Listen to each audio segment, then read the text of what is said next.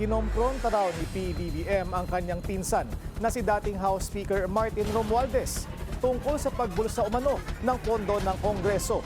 Sa The Spokes ng Billionaire News Channel, ibinunyag ni Navotas Representative Toby Tiangco na pinatawag sila ni Romualdez ng Pangulo sa isang lunch meeting kung saan pinuntirya ni PBBM ang tinawag niyang lavish excesses ng House leaders.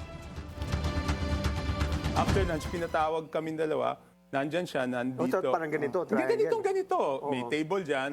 So pinatawag kaming dalawa, nandyan siya, nandyan ako. Ang una sabi niya, ilang bahay ba ang, Martin, kayo ni Shaldi, ilang bahay ba ang gusto niyo sa Forbes Park? Gaano karaming aeroplano, helicopter? That is the president's asking Martin. Yes, helicopter kailangan nyo.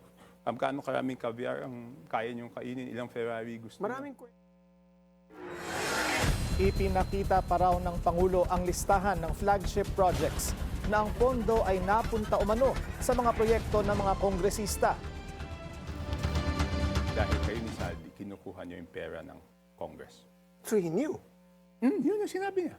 Tapos may listahan siya ng mga kinuha niya yung cellphone, may listahan siya ng flagship projects na linagay sa unprogram.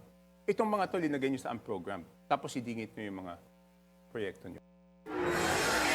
Pinababalik daw kay Romualdez ang pondo sa unprogrammed funds pero hindi natupad na lalong nagpagalit sa Pangulo.